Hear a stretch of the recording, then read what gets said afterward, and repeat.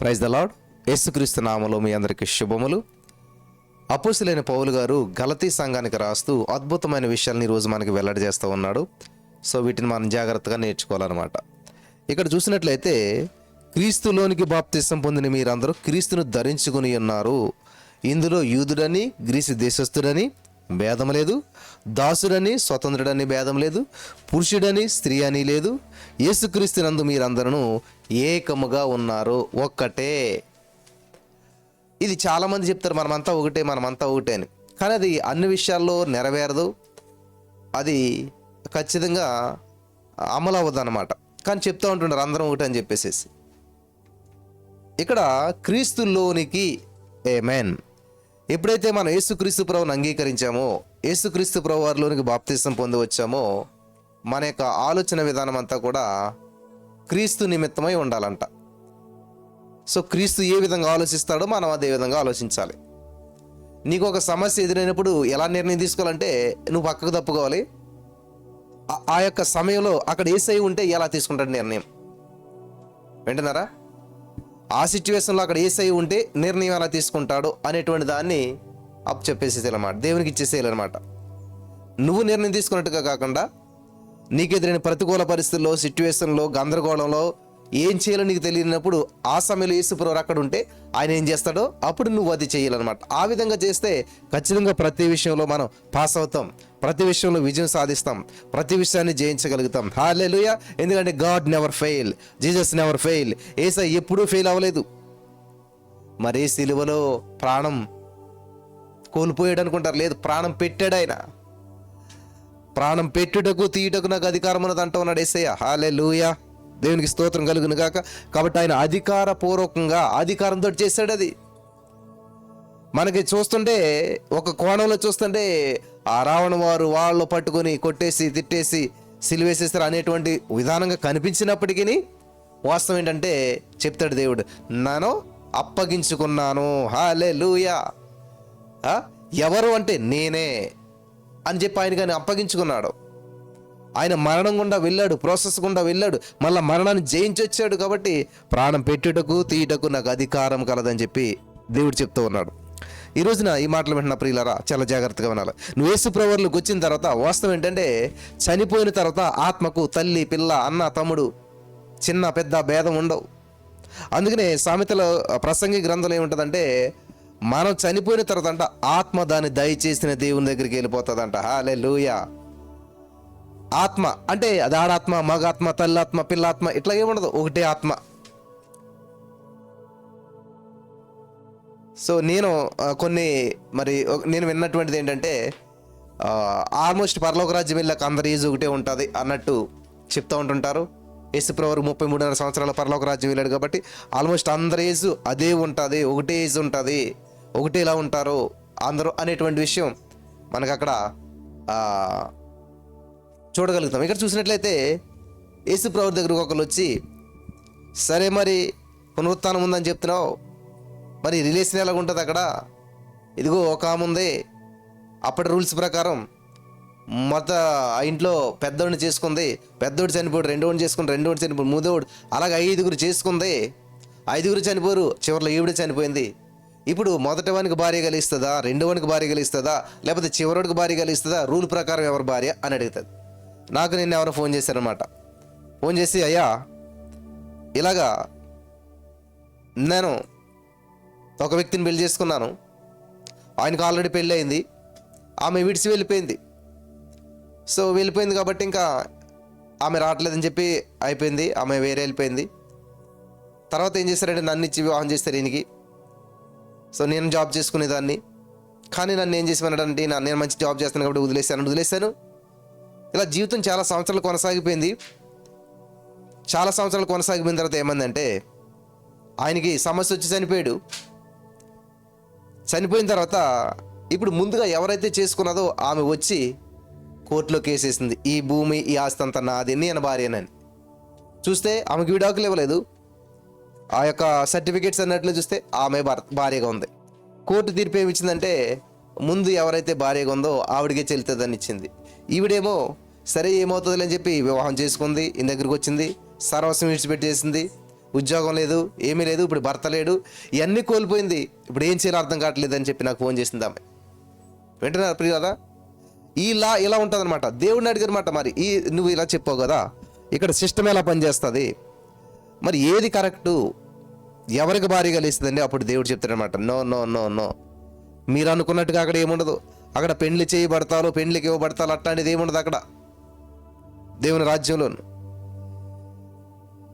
వింటున్నారా?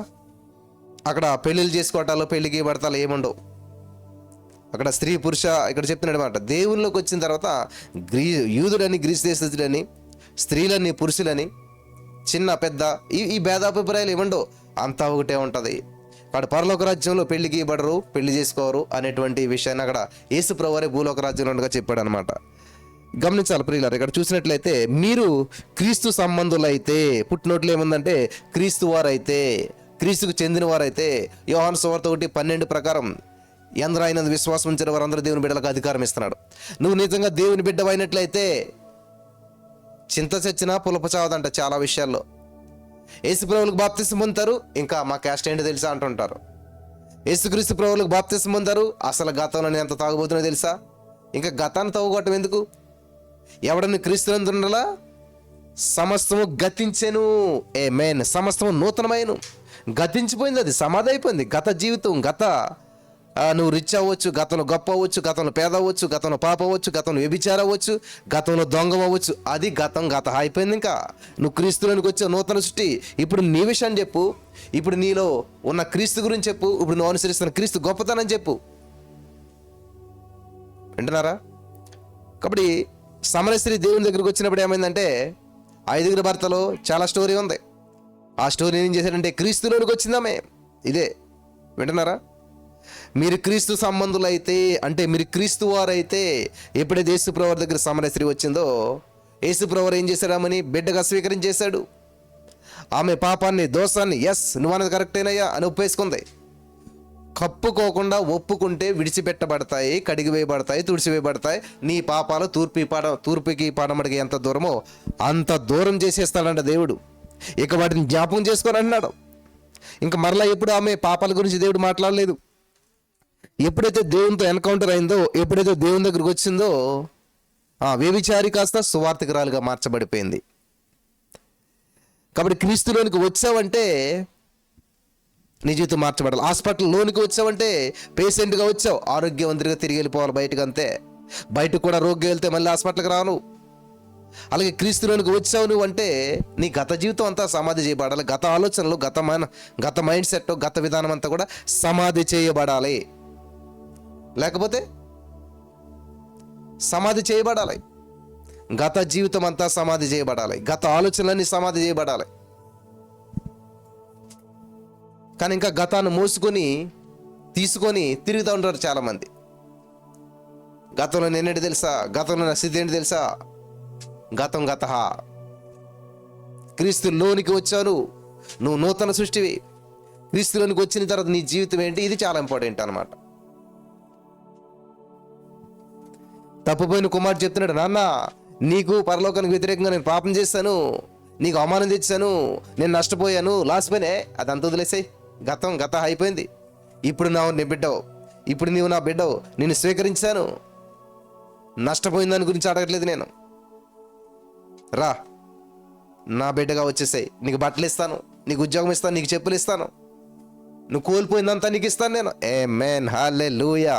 కోల్పోయిన దాని గురించి ఆలోచించొద్దు, నష్టపోయిన దాని గురించి ఆలోచించొద్దు. అది తండ్రి మనసు. ఈరోజు నేసే కూడా నీతో అదే అంటున్నాడు అనమాట.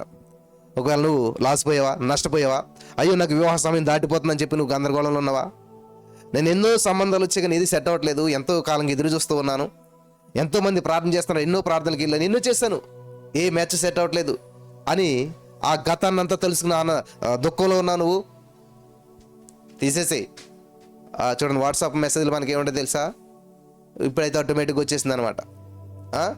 24 hours ఆటోమేటిక్గా డిలీట్ అయిపోతుంది నువ్వు చేయకుండానే. ఆటో మోడ్ ఆన్ చేసుకో. నీ జీవితంలో కూడా ఆటో మోడ్ ఆన్ చేసుకోండి. గతం అంతా కూడా ఎరేజ్ అయిపోవాలి, ఏమంటే క్లీన్ అయిపోవాలన్నమాట. చూడండి, మనం అన్నం కూడా వండుకునేటప్పుడు నిన్నటితో ఉన్నటువంటి అంట్లన్నీ ఏం చేస్తాం, క్లీన్ చేసేస్తాం, మళ్ళీ కొత్తగా ఫుడ్ వండుకుంటాం. ఏదున్నా సరే పాతదంతా పాడేస్తాం, కొత్త తెచ్చుకుంటాం, వెజిటేబుల్ తెచ్చుకుంటాం. కొన్ని రోజులకి అయితే పాడవుతాయి అనుకోండి, తీసి పడేసి అంతా క్లీన్ చేసి మళ్ళీ కొత్త తెచ్చుకుంటాం. అలాగే నీ జీవితంలో పాత ఆలోచనలు, పాత విధానాలు, పాత పద్ధతులు అన్నీ చెప్పి డిలీట్ చేయండి, క్లీన్ చేసేసేయండి. ఇప్పుడు వాట్సాప్ గ్రూప్లో ఉంటుంది, నేను ఆటోమేటిక్ పెట్టానంట, వారం రోజులకి అందులో ఉన్న మెసేజ్లు అన్నీ ఆటోమేటిక్ వెళ్ళిపోతుంటాయి అనమాట. వారం రోజుల నుంచి ఉండదు. అలాగే నీ జీవితంలో ఏ సమస్య అయినా సరే దాన్ని ఆలోచించొద్దు. నిన్న అలాగైంది, మొన్న అలాగైంది, 10 సంవత్సరాలు బట్టి నేను చూస్తున్నాను పెళ్ళి అవ్వట్లేదు, 10 సంవత్సరాలు బట్టి చూస్తున్నాను ఉద్యోగం రావట్లేదు, 10 సంవత్సరాలు బట్టి చూస్తున్నాను ఎదగట్లేదు, 10 సంవత్సరాలు బట్టి చూస్తున్నాను ఏమి సాధించట్లేదు. నో, ఇది రాంగ్ అనమాట. అంత గతం వరకు ఆలోచించవలసిన అవసరం లేదు. చూడండి, తప్పిపోయిన కుమారుడు తండ్రి దగ్గరికి వస్తే ఎన్నాళ్ళు తప్పిపోయాడు కుమారుడు, ఎన్నాళ్ళు నష్టపోయాడు, ఎంత కష్టపడ్డాడు, అవన్నీ కూడా ఒక్క క్షణంలో తారుమారైపోయి. ఆ హిస్టరీ అడగట్లేదు తండ్రి. ఎలా నష్టపోయావు, ఎందుకు నష్టపోయావు, ఏం చేసావు, ఏంటి, ఎలా ఉన్నావు, ఏం అడగట్లేదు. నువ్వు ఎలా జీవించావు అడగట్లేదు తండ్రి. ఇంతకాలం ఎలా ఉన్నావని అడగట్లేదు తండ్రి. ఇంతకాలం ఎక్కడున్నావని అడగట్లేదు తండ్రి. ఏంటి నీ పొజిషన్ ఎలా ఉందని అనట్లేదు తండ్రి.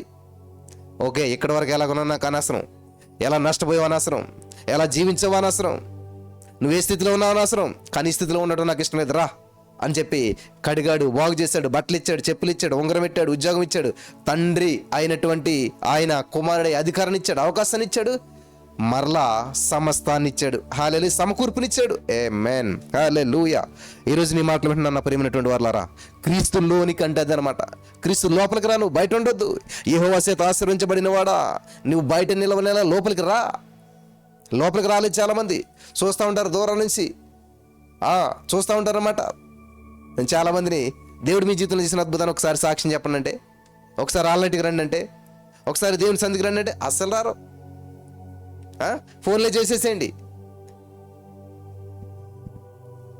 పరలోక రాజ్యం విడిచిపెట్టకూడని భాగ్యం అని తెలిసి కూడా దేవుడు ఈ లోకానికి వచ్చాడు, నీకోసం వచ్చాడు. హల్లెలూయా, నీకోసం నా కోసం వచ్చాడు.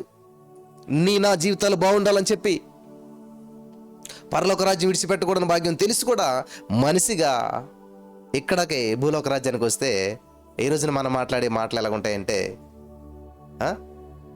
లైవ్ చూస్తాం, దూరం నుంచి చూస్తాం, దేవునికి దగ్గర రావటానికి ఇష్టపడం.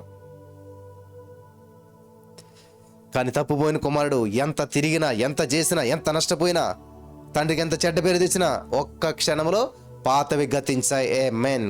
డిలీట్ కొట్టాడు తండ్రి, అంతే. కుమారుడు చేసిన ప్రతి దాన్ని డిలీట్ అన్నాడు, అంతే, అయిపోయింది. ఇంకా అక్కడ ఏమీ లేదు. ఇంకా ఎంత ఇప్పుడు మీ చాట్ క్లియర్ కొట్టారనుకోండి, అక్కడ ఏముంటుంది, ఇంకేముండదు. ఇంకా మీరు ఎంత పైకి కింద కన్నా ఏమి రాదు.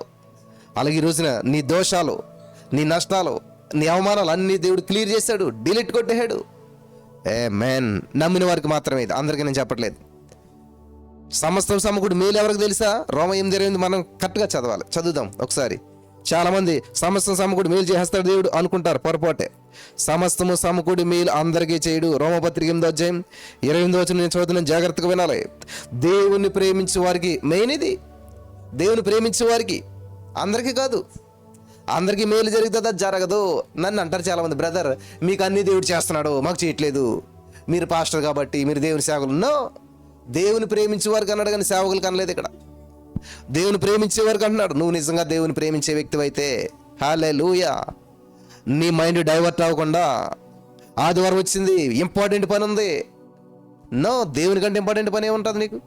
దేవుని సందులో ఉండకుండా పెళ్ళి ఉంది, అది ఉంది, ఇది, నో, అక్కడే అర్థమైపోతుంది నీ యొక్క ఇంపార్టెన్స్ ఏంటి అనేటువంటిది. ఫ్రెండ్ వచ్చాడు, వాళ్ళు వచ్చారు, రాగ వచ్చారు, వస్తే తీసుకురా దేవుని సన్నిధికి, 1-2 గంటలు ఉంటుంది, అక్కడికి వెళ్ళి కూర్చొని వచ్చేద్దాం. తర్వాత మనం, నువ్వు వాళ్ళని ఒప్పించే విధంగా ఉండాలి, నువ్వు వాళ్ళని నడిపించే విధంగా ఉండాలి, కానీ వాళ్ళు నిన్ను నడిపించే విధంగా ఉండకూడదు. వాళ్ళ అండర్లోకి నువ్వు వెళ్ళకూడదు, నీ అండర్లోకి వాళ్ళు రావాలి. హల్లెలూయా. ఈ రోజున డబ్బుకు బానిసలైపోరు చాలామంది, ధనానికి బానిసలైపోరు, ధనానికి మరి బానిసలైపోరు. ఎందుకంటే ధనం అంటే సమస్య, డబ్బు సమస్య వచ్చి పడిపోయింది అందరికీ కూడా, అప్పుల సమస్య వచ్చి పడిపోయింది. ఎందుకంటే డబ్బు వీళ్ళ దగ్గరకు వచ్చినప్పుడు వీళ్ళ డబ్బుని ఏలుబడి చేయలేదు, డబ్బుని దాసునిగా చూడలేదు. డబ్బు మంచి దాసుడు, చెడ్డ యజమాని అంట. చెడ్డ యజమానిగా పెట్టుకున్నారు, డబ్బుకి దాసోహం అయిపోయారు చాలామంది. కాబట్టి ఈ రోజున డబ్బు కోసం ప్రయాసపడుతుంటారు, డబ్బు కోసం పాటలు పడుతుంటున్నారు. కోటి విచ్చిల కూటు కొరకు అని చెప్పేసి ఇంక లేచినప్పటి నుంచి డబ్బు డబ్బు డబ్బు డబ్బు. నో, డబ్బు నీ బానిస. నువ్వు దేవునికి నిజంగా ప్రేమించే వ్యక్తి అయితే, చూడండి, తనను ప్రేమించే వారికి, హల్లెలూయా, దేవుని ప్రేమించే వారికి, ఎవడైనా నన్ను ప్రేమించినాడో వాడు నా ఆజ్ఞలను గైకొంటాడు. ఆమేన్. నా ఆజ్ఞలను గైకొంటాడు. గైకొంటున్నారా? దేవుని ప్రేమిస్తున్నాడు, పక్కన ద్వేషిస్తారు. ఇదే పెద్ద మిస్టేక్ అనమాట. నీ ఎదురుగా ఉన్న నీ సహోదరుని ప్రేమించిన నీవు అదృశ్యుడైనటువంటి దేవుని ఎలా ప్రేమిస్తావు?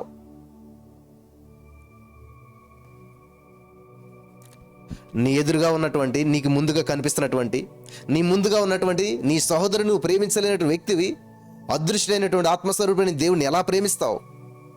కాబట్టి దేవుడి చేత ఎవడైనా నన్ను ప్రేమిస్తే వాడు నా ఆజ్ఞలు గైకొంటాడు. ఏముంది దేవుని ఆజ్ఞల్లో ముఖ్యమైనటువంటిది? నిన్ను వలె నీ పొరుగు అని ప్రేమించు. అక్కడే ఫెయిల్ అయిపోయాం.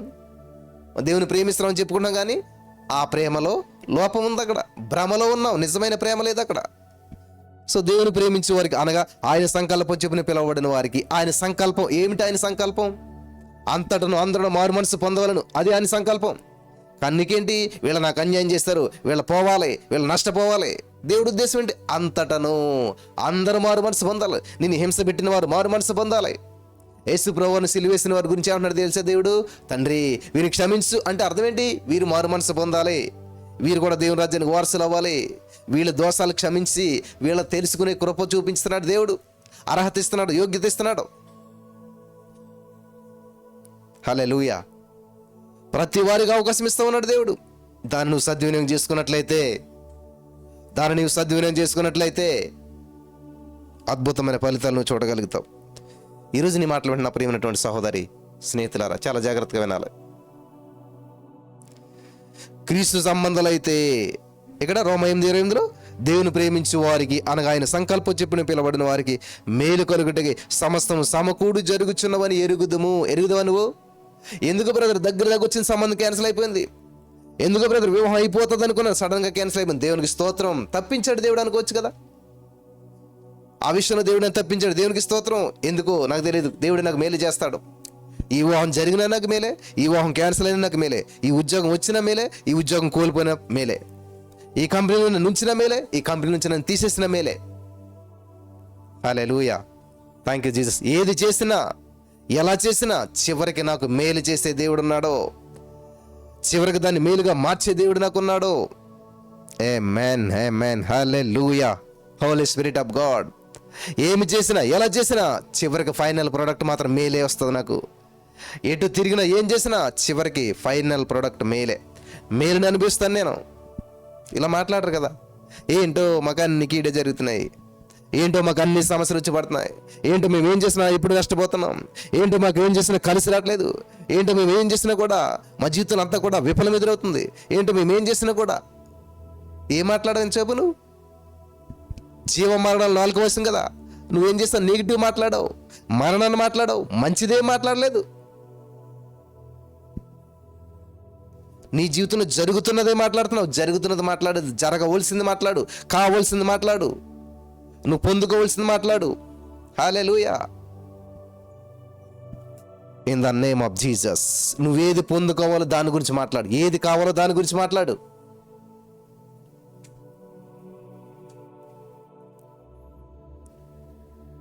మేలు కలుగుటకై సమస్తము సమకూడి.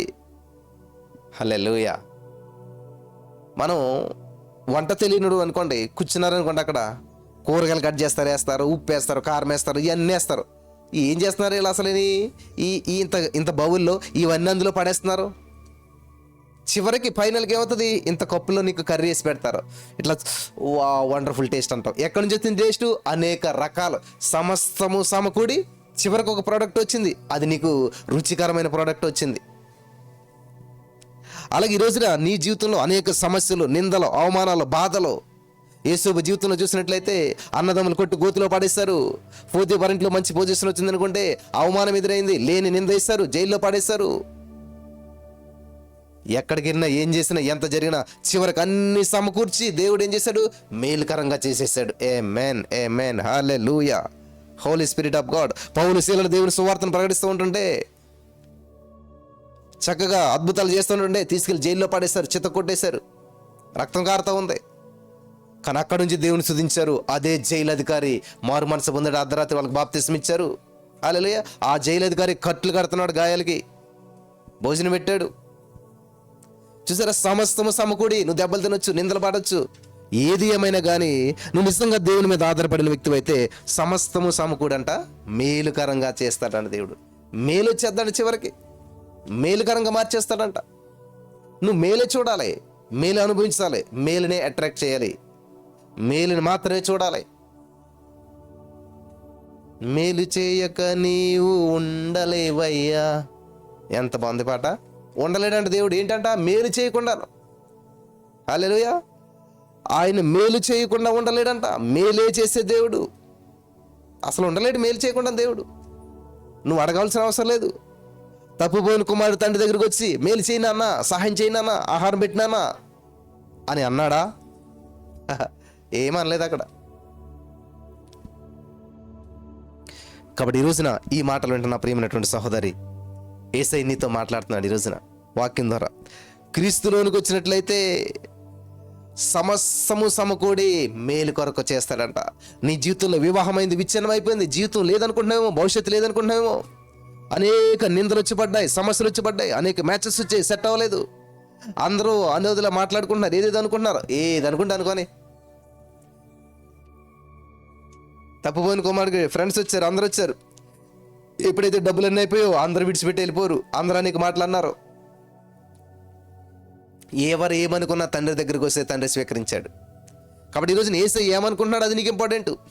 నీ ఊరు ఏమనుకుంటుంది, నీ బంధువులు ఏమనుకుంటున్నారు, నీ చుట్టుపక్కల వారు ఏమనుకున్నారు, ఉద్యోగం రాలేదు వాళ్ళు ఏమనుకున్నారు, పిల్లలు పుట్టలేదు నేను ఏమనుకుంటున్నారు, పెళ్ళి అవ్వలేదు వాళ్ళు ఏమనుకుంటున్నారు, ఇదంతా నీకు అనవసరం, ఈ గందరగోళం నీకు అనవసరం.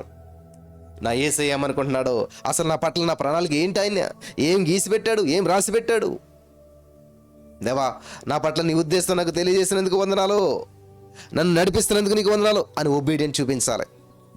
ఒబీడియన్స్ చూపించాలి. Thank you holy spirit of God. నువ్వు ఎప్పుడైతే దేవుణ్ణి స్వీకరించావో, నువ్వు ఎప్పుడైతే దేవుని సంధిలో స్వీకరించావో దేవుణ్ణి, థ్యాంక్ యూ జీసస్, ఎప్పుడైతే దేవుని స్వీకరించావో క్రీస్తులోనికి, అదే ఇక్కడ చెప్తున్నాడు, మనం క్రీస్తు సంబంధమైతే ఆ పక్షమందు అబ్రహాము యొక్క సంతానమయ్యుండి వాగ్దాన ప్రకారము వారసులమై ఉన్నాం. వారసుడు అంటే ఇప్పుడు నేను కోటీశ్వరుని అనుకోండి, నాకు ఒక బిడ్డ పుడితే ఆటోమేటిక్గా కోటీశ్వరులు, వారసులు ఆటోమేటిక్గా వాళ్ళంతా నాదంతా వాళ్ళదే. కాబట్టి ఈరోజు నువ్వు దేవుని బిడ్డవైతే, అబ్రహాము సంతానం అయితే, అబ్రహాం అంటండి, అబ్రహామును బట్టి దేశాలు ఆశ్రయించబడ్డాయంట. అబ్రహాం అంట దేవుని స్నేహితుడంట. దేవునికి స్తోత్రం కలుగును గాక. ఇప్పుడు ఎవరైనా మన ఫ్రెండ్ ఒక బిలినియర్ ఉన్నాడు అనుకోండి, ఒక కోటీశ్వరుడు ఉన్నాడు అనుకోండి, ఎంత గొప్పగా చెప్తాం మనం, నాకు ఫ్రెండ్ ఉన్నాడు.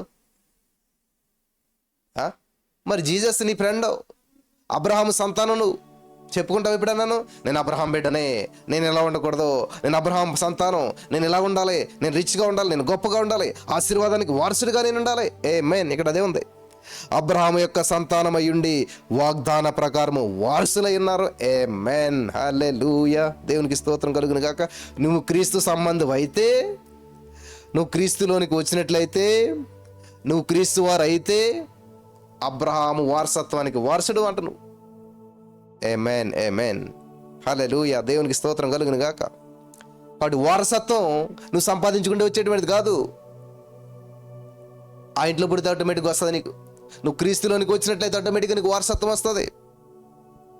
In the name of Jesus. Hallelujah. నువ్వు క్రీస్తులోనికి వచ్చినట్లయితే ఆటోమేటిక్గా నువ్వు వారసుడివే. నమ్మి బాప్తిసం పొందినట్లయితే 1 యోహాను సువార్త 1:12 ప్రకారం ఎందరో ఆయనందు విశ్వాసం ఉంచారో వారందరికీ దేవుని బిడ్డలగుటకు అధికారం ఇస్తున్నాడు దేవుడు, వారసత్వం ఇస్తున్నాడు. బిడ్డలో నేను స్నేహితుడు అని పిలుస్తలేదు. మన కోటీశ్వరుడు ఫ్రెండ్ అనుకోండి, ఏదో కొంచెం సాయం చేస్తాడు, కానీ మొత్తం మనకి ఇవ్వడు కదా. అంతే కదా. ఫ్రెండ్ అంటే ఏం చేస్తాడు, ఆపదలు ఉన్నప్పుడు నీకు హెల్ప్ చేస్తాడు. అదే నీ కొడుకు అనుకో, ఆటోమేటిక్గా నీదంతా కూడా నీ కొడుకు వెళ్ళిపోతుంది. మొత్తం నీదంతా కూడా చిల్లి గవతో సహా నీదంతా కూడా నీ కుమారుడికే వారసుడు. ఈవెన్ నీకు ఇష్టం లేకపోయినా కూడా నీది వచ్చి పడుతుంది నీ కుమారుడికి, ఎందుకంటే కుమారుడు కాబట్టి. ఎందుకు తెలుసా, కుమారుడు. కాబట్టి ఈరోజు నీ మాటలు నా ప్రియమైనటువంటి సహోదరి, స్నేహితులు, నువ్వెవరో తెలుసా? సర్వశక్తిమంతుడైన దేవుని బిడ్డవు. ఈ భూమి ఆకాశం సృష్టికర్త యొక్క బిడ్డవు నువ్వు.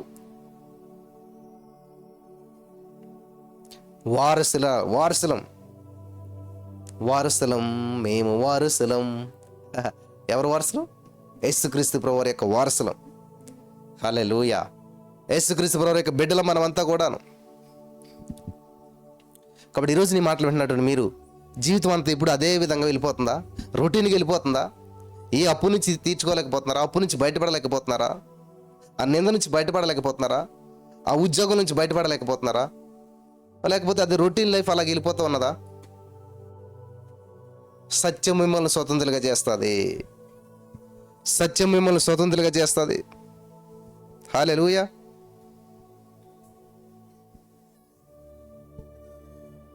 మీరు క్రీస్తు సంబంధులైతే, నేను అందరి గురించి చెప్పట్లేదు ఈ వాక్యం, అందరికి ఇలా జరుగుతుంది నేను చెప్పట్లేదు. దేవుని ప్రేమించే వారికి, క్రీస్తు సంబంధులకు మాత్రమే ఇవన్నీ వర్తిస్తాయి. నేను క్రీస్తు సంబంధం కాదండి, ఏదో సమస్య ఉంది తీరుతుందని వచ్చాను. ఇప్పుడు హాస్పిటల్కి అందరు వెళ్తారు, ట్రీట్మెంట్ చేస్తాడు, డాక్టర్ బిల్ వేస్తాడు, పంపుతాడు. అదే డాక్టర్ కొడుకు ఏదైనా యాక్సిడెంట్ అయితే, ఏదైనా సమస్య వస్తే ఆయన ఏమైనా ఫీజు తీసుకుంటాడా? హాస్పిటల్ అందరు పేషెంట్ కంటే ముందు ఆ కొడుకునే చూసుకుంటాడు, బెస్ట్ మెడిసిన్ ఇస్తాడు, అంతా ఫ్రీ. చూసారా? ఎందుకంటే వారసుడు కాబట్టి. దేవుడు నిన్ను వారసునిగా పిలుస్తున్నాడు, దేవుడు నిన్ను బిడ్డగా పిలుస్తున్నాడు. ఈ లోకంలో నీకు ఎటువంటి శ్రమలు ఇబ్బందులు ఎదురైనా కానీ దేవుని దగ్గరికి వచ్చినట్లయితే నువ్వు దేవుని, ఎంత బాగుందండి మాట, నువ్వు క్రీస్తు సంబంధమైనట్లయితే, హల్లెలూయా, దేవునికి స్తోత్రం కలుగును గాక. మీరు క్రీస్తు సంబంధులైతే, అందరికీ చెప్పట్లేదు ఈ మాట, మీరు క్రీస్తు సంబంధులైతే, మీరు యేసుప్రభువుని స్వీకరించినట్లయితే, యేసుప్రభువుని నమ్మినట్లయితే, యేసుప్రభువునికి బాప్తిసం పొందినట్లయితే, హల్లెలూయా. అదే చెప్తున్నాడు ఇక్కడ రోమా 8:28 కూడా ఇదే మాట ఉంది. ఏమనుంది అక్కడ? మీరు దేవుని ప్రేమించేవారైతే, హల్లెలూయా, దేవునికి స్తోత్రం కలుగును గాక, ఆయన సంకల్పొచ్చి పిలువబడిన వారైతే, దేవుని ప్రేమించే వారికి మాత్రమే మేలు కలుగుడికి సమస్తము సమకూడి జరుగుతుందంట. సైతానుడు నీకు వ్యతిరేకంగా వేసిన ప్రతి ప్రణాళికను, ఆ కీడును దేవుడు మేలుగా మారుస్తాడు. ఎప్పుడు నువ్వు దేవుని వైపు చూస్తున్నప్పుడు, నువ్వు దేవుని మీద ఆధారపడినప్పుడు.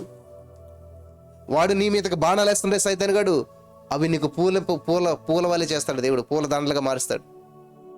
నిందకు ప్రతిగా పూదండనిస్తాడంట మన దేవుడు. వాక్యమేది, నిందకు ప్రతిగా పూదండనిస్తాడంట దేవుడు. హల్లెలూయా. నిందకు ప్రతిగా పూదండనిచ్చే దేవుడు మన దేవుడు. కాబట్టి ఈరోజు నీ మాటలు వింటున్న ప్రియమైనటువంటి సహోదరి స్నేహితులారా, నిందకు ప్రతిగా పూదండనిచ్చే దేవుడు మన దేవుడు. నిందించబడుతున్నావా? ఖచ్చితంగా నీకు ఆ నిందలన్నీ పూలదండలుగా మార్చబడతాయి. ఓపిక పట్టు, సహించు, వెయిట్ చేయి. యేసుక్రీస్తు ప్రభువు 30 సంవత్సరాల వరకు పెద్దగా కనిపించడు ఎవరికైనా. దగ్గర 18 సంవత్సరాలు హైడ్ అయిపోతాడు యేసు ప్రభువు, ఎక్కడ కనిపించడు. 30 సంవత్సరాల వరకు ఎందుకు వెయిట్ చేయాలి?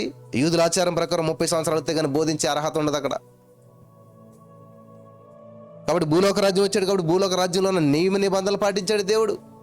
తల్లిదండ్రులు లోబడ్డాడు కాబట్టి లోబడ్డాడు, అంతేగాని దేవుడు లాగానే ప్రవర్తించలేదు. ఎంత పవర్ ఉన్నా, ఎంత అధికారం ఉన్నా అనే పక్కన పెట్టాడు. మనిషిలాగా జీవించాడు, మనుష్య కుమారుడిగానే జీవించాడు. ఈ రోజున పరలోక రాజ్యంలో కూడా యేసు ప్రభువారు మనుషుడి లాగానే ఉన్నాడు అక్కడ. హల్లెలూయా. కాబట్టి మనం అంతా కూడా దేవుని రాజ్యంలో ఒకే విధంగా ఉంటాం. ఒకే విధంగా అంటే ఒకే ఫలితం అనిపిస్తాను కాదు, అక్కడ స్టేజెస్ ఉంటాయి మళ్ళీ అక్కడ. ఎందుకంటే ఎవని క్రియలు చెప్పిన వానికి ప్రతిఫలం ఇస్తానంటున్నాడు దేవుడు.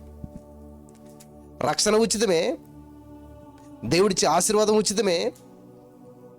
అవి నీ క్రియను బట్టి, నువ్వు చేసిన గొప్పతనాన్ని బట్టి కాదు, ఇవన్నీ దేవుడు ఉచితంగా ఇచ్చాడు. వినాలి, గమనించాలి. కానీ దేవుడు తెచ్చే జీతం మాత్రం ఎవని క్రియలు చెప్పిన వానికి ప్రతిఫలం ఇస్తానంటున్నాడు దేవుడు. హల్లెలూయా. చూడండి, ఉద్యోగం వస్తుంది అందరికి. కొంతమందికి రిజర్వేషన్లు వస్తుంది, కొంతమందికి ఏదో విధంగా ఉద్యోగం వస్తుంది. ఉద్యోగం వచ్చిన తర్వాత ఆ జీతంలో స్కేల్ మాత్రం అందరికి సమానంగా ఉంటుంది. హాలిడేస్ అందరికీ సమానంగా ఉంటాయి, అంత మామూలే. ఉద్యోగం వచ్చేంత వరకు నీకు ఏ రిజర్వేషన్లు ఏవేవి ఉన్నా కూడా. అలాగే నువ్వు రక్షించబడాలనుకున్నటువంటి వ్యక్తి అయితే రక్షణ ఉచితం. కానీ నువ్వు రక్షించబడిన తర్వాత దేవుడు నీకు ఇచ్చిన రక్షణను కాపాడుకోవాలి. నువ్వు దేవుడు నీకు ఇచ్చినటువంటి విలువను నువ్వు కాపాడుకోవాలి. దేవుడు నీకు ఇచ్చిన జీవితాన్ని నువ్వు కాపాడుకోవాలి. హల్లెలూయా. చాలా బాగుంది మాట, నాకైతే మంచిగానే. దేవుని కుమారులై ఉన్నారు. హల్లెలూయా. యేసుక్రీస్తునందు మీరందరూ విశ్వాసం వలన దేవుని కుమారులు అన్నారు. విశ్వాసం వలన. ఇది అసలు ఎక్కడ జరుగుతుందా? చాలామంది అంటారన్నమాట ప్రదర్శన ఏంటంట, యేసుప్రభు ఎవరికి పుట్టాడు? ఎలా పుట్టాడు? పరిశుద్ధాత్మ వలన. పరిశుద్ధాత్మ వలన ఏంటి చూసారా? శరీరానుసారమైనటువంటి వారు శరీరానుసారమైనటువంటి వాటి మీద మనసు ఉంచుతారు. ఆత్మానుసారమైనటువంటి వారు ఆత్మానుసారమైన వాటి మీద మనసు ఉంచుతారు. మనిషి ఎలా బతుకుతున్నాడంటే, గాలి పీల్చింది. గాలి ఎలాగుంటుంది? ఎక్కడ ఉంటుంది? కనపడదు, కానీ నిన్ను జీవింపజేస్తూ ఉంది. నువ్వు బ్రతకడానికి అవసరమైంది గాలి, కానీ గాలి నువ్వు ఎప్పుడు చూడవు. గాలిని చూడాలంటే నువ్వు గాలిలో కలిసిపోవాలన్నమాట. అంతే. హల్లెలూయా. దేవునికి స్తోత్రం కలుగును గాక. గాలి నువ్వు చూడాలంటే నువ్వు గాలి అయిపోవాలి. ఇంకా అలాగే చాలామందికి వచ్చేటువంటి డౌట్స్ ఏంటంటే, మరి పరిశుద్ధాత్మ వలన గర్భం ధరించిందంట మరి అమ్మగారు. ఎలాగొచ్చింది? అర్థమవుతా వాళ్ళకి. ఎలాగ అర్థమవుతుంది? శరీరానుసారంగా ఆలోచించే వాళ్ళకి ఆత్మానుసారమైన విషయాలు ఎక్కడ అర్థమవుతాయి? అర్థం కావు. కాబట్టి ఈరోజు నీ మాటలు వింటున్న ప్రియమైనటువంటి సహోదరి స్నేహితులారా, నువ్వు ఏ కోవకు చెందినటువంటి వ్యక్తివి? దేవా, ఈ విషయం నాకు అర్థమయ్యే కృప చూపించావు అంటే పరిశుద్ధాత్మ దేవుడు నీకు అర్థమయ్యేలా సహాయం చేస్తాడు. నువ్వు ఆశపడితే ఆశ నెరవేరుస్తాడు. Thank you Jesus. హల్లెలూయా. అంతేగాని నువ్వు ఏదో అక్కడ లోపాన్ని ఎత్తి చూపాలని చెప్పేటువంటి ప్రయత్నం చేస్తుంటే ఎప్పటికీ నీ మనోనేత్రాలు వెలిగించబడవు. నీ మనోనేత్రాలు వెలిగించబడవు. మామూలు నేత్రాలతో చూసినంతకాలం ఏం కనిపిస్తుంది? మామూలుగా కనిపిస్తుంది.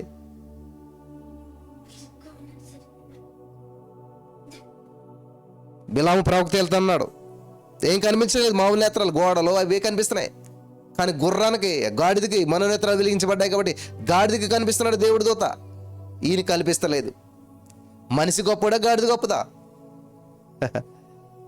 నీ యొక్క మనోనేత్రాలు తెరవబడలేనప్పుడు నీకంటే గాడిదే గొప్పదన్నమాట. కాబట్టి ఈరోజు చాలామంది మనుషులే గాడిదలకు ప్రవర్తిస్తున్నారు, గాడిదలు మనుషులా ప్రవర్తిస్తున్నారు. అర్థమవుతుందా? జ్ఞానులు అనుకుంటా ఉన్నారు కానీ వాళ్ళు గాడిద చూసిన విషయాన్ని కూడా చూడలేకపోతున్నారు.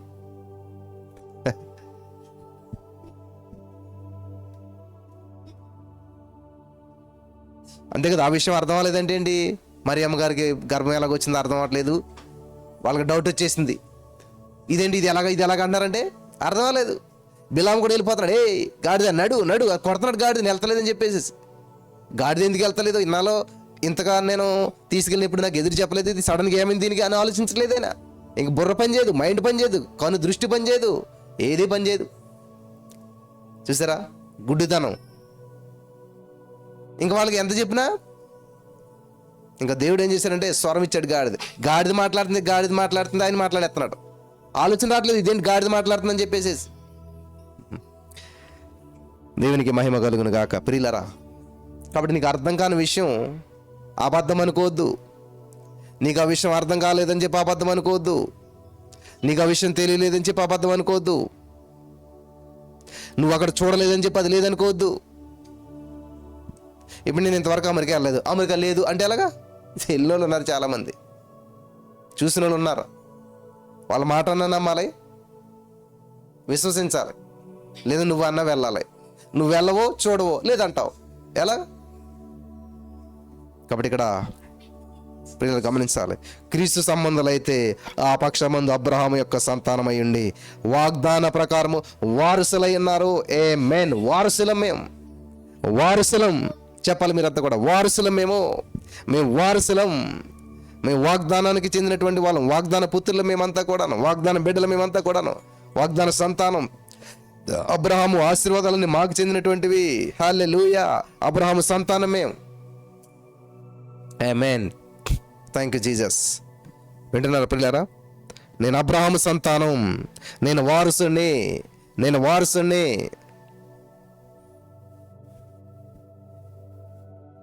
Thank you Jesus. కాబట్టి కోటీశ్వరుడు ఇంట్లో పుట్టిన బిడ్డ పుట్టడంతోనే కోటీశ్వరుడు అయిపోతాడు. ఎందుకంటే వారసుడు కాబట్టి, కోట్లాస్తికి వారసుడు. ఆయన ₹1,00,00,000 అంటే తెలీదు, పాలు కోసం ఎడతాడు తప్ప ఏమీ తెలీదు, కానీ కోటీశ్వరుడు. ఎందుకంటే వారసుడు కాబట్టి, ఆ ఇంట్లో పుట్టాడు కాబట్టి.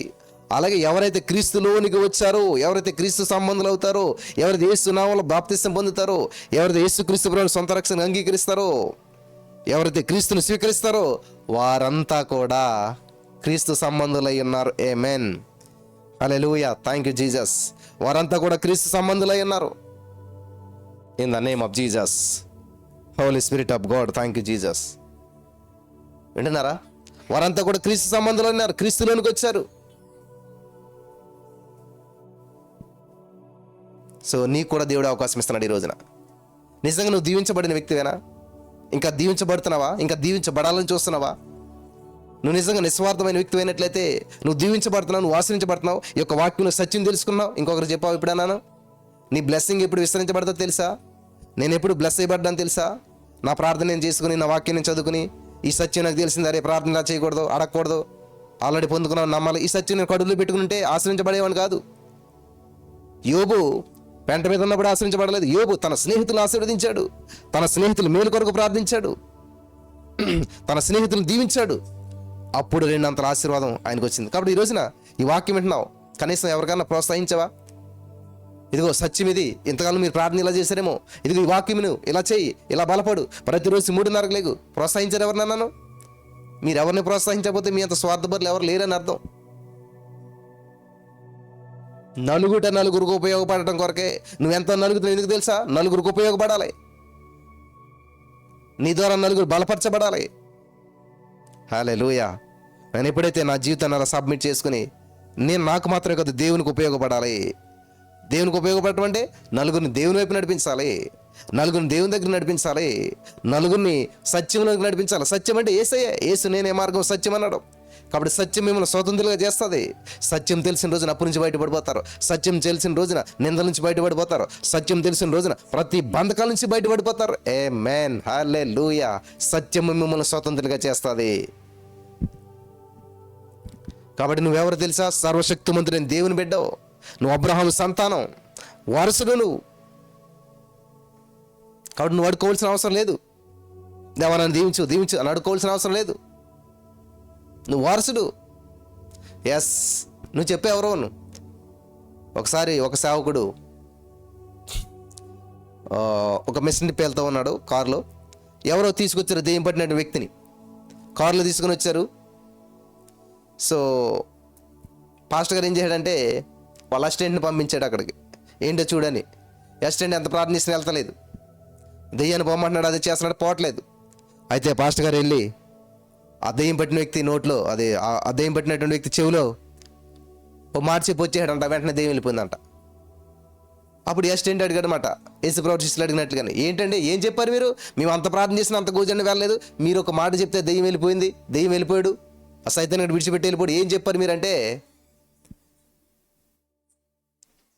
నేనెవరో తెలుసా, నా పేరేంటో తెలుసా అని చెప్పి నా పేరు చెప్పాను. హల్లెలూయా, హల్లెలూయా.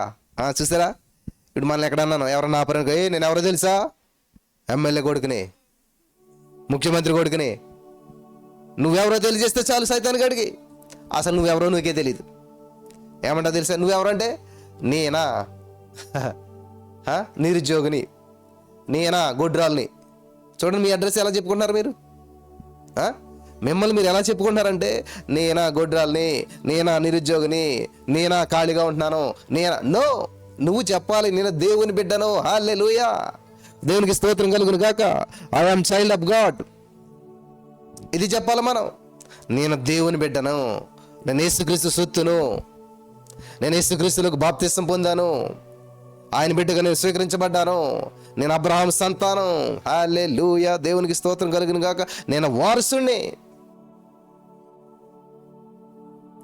ఈ సత్యం నీకు తెలిసిందన్న విషయం సైతానికి తెలిస్తే, నువ్వు దేవుని బిడ్డ అని తెలుసు సైతానికి, కానీ నీకు ఈ సత్యం తెలుసు అన్న విషయం వాడికి తెలియదు. ఎప్పుడైతే ఈ సత్యం నీకు తెలిసిందో వాడు నీ దగ్గర నిలబడలేడు. ఇంకా ఎప్పుడైతే ఈ సత్యం నీకు తెలిసిందన్న విషయం వాడికి తెలిసిందో వాడు నీ దగ్గర నిలబడలేడు, వాడు నీ మీద దాడి చేయలేడు. దేవుడు మన పక్షంగా ఉండగా మనకు విరోధి ఎవడు? దేవుడు నీ పక్షాన ఉన్నాడన్న సత్యం నీకు తెలియదు ఇంతగానే. ఈ అప్పు నేను ఎలా తీర్చాలి, ఈ పెళ్లి నేను ఎలా చేయాలి, ఈ ఇల్లు నేను ఎలా కట్టాలి, ఎప్పటికీ కట్టలేను. ఎవరో కానీ నా దగ్గర కలవటానికి వచ్చారు. జాషువా, నువ్వు చాలా కష్టపడ్డావు, కష్టపడే స్థితికి వచ్చావు, నువ్వు చాలా మరి ఇబ్బందులు పడ్డావు, అది పడ్డావు, ఈ రోజు నీ స్థితికి వచ్చావు అన్నారు. నేను అన్నాను, నేను కష్టపడితే ఈ స్థితికి రాలేదు, నాకంటే కష్టపడ్డ వాళ్ళు చాలామంది ఉన్నారు, మరి వాళ్ళు కూడా రావాలి కదా.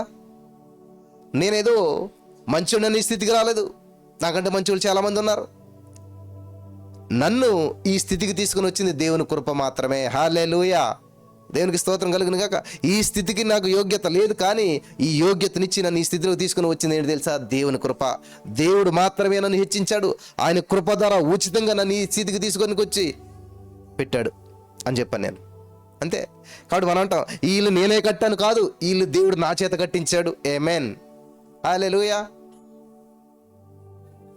చూసారు, చాలా మంది ఇలా మాట్లాడతారన్నమాట, నేను ప్రార్థన చేస్తే వాళ్ళకి జరిగింది. నో, దేవుడు నా ద్వారా ఈ అద్భుతం చేయించాడు. ఆమేన్, హల్లెలూయా.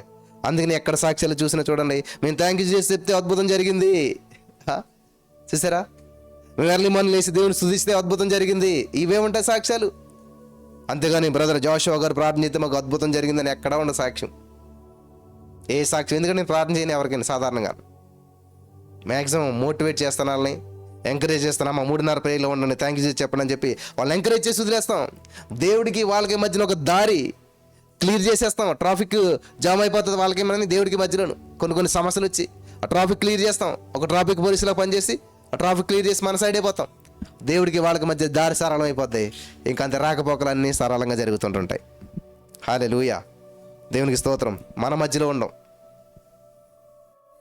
అందరిని బట్టి ఈరోజున అనేక మంది దీవించబడుతూ ఉన్నాడు, అనేక మంది ఆశ్రయించబడుతున్నారు, అనేక జీవితాలు అద్భుతాలు జరుగుతూ ఉన్నాయి. హల్లెలూయా. ఈరోజు నీ మాటలు వింటున్న ప్రియమైనటువంటి సహోదరి, ఎవరున్నారు మీకు మధ్యవర్తిగాను? ఎవరున్నారు నీ జీవితంలో దేవునికి నీకు మధ్యగాను? ఏ వ్యక్తి ఉన్నా సరే దేవునికి నీకు మధ్య డిస్టెన్స్ ఇంకా దగ్గర చేయాలి. దేవునికి నీకు మధ్యలో ఉన్న వ్యక్తి ఏం చేయాలి తెలుసా? దేవుణ్ణి నిన్ను కలిపేసేయాలి. నేను ప్రార్థన చేస్తున్న అద్భుతం జరుగుతుంది, నా దగ్గరికి రండి. నా ద్వారానే కార్యం జరుగుతుంది, నా దగ్గరికి రండి. నా దగ్గరికి రండి, నేనే చేస్తాను. నా ద్వారానే జరుగుతుంది. నేను ప్రార్థన చేస్తే అద్భుతం జరుగుతుంది, నేను ప్రార్థన చేస్తే దీవించబడతారు. ఇట్లాగా కాదు. మీరు పలకండి, మీరు చేయండి. మీరు చేసే ప్రతిదాన్ని దేవుడు ఆలకిస్తాడు. హల్లెలూయా. యేసుక్రీస్తు అందరికీ ప్రభు, యెహోవా అందరికీ ఉపకారి. దేవుడు ఖచ్చితంగా ప్రతిదాన్ని ఆయన చేస్తాడు. ఆయనకు అసాధ్యమైనది ఏమీ లేదు. ఆమేన్, హల్లెలూయా. ఏం చేయాలి? నమ్మాలి. నమ్ముట నీ వలనైతే నమ్మువానికి సమస్తము సాధ్యమంట. హల్లెలూయా. ఏం చేయాలంటే నమ్మితేనే.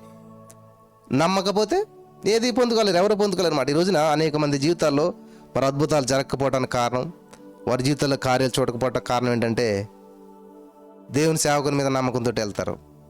మనిషి కదా, ఆయన అందుబాటులో ఉండకపోవచ్చు, అవైలబిలిటీ ఉండకపోవచ్చు, వీళ్ళు అనుకున్న కార్యాలు అనుకున్న రీతిగా జరగకపోవచ్చు.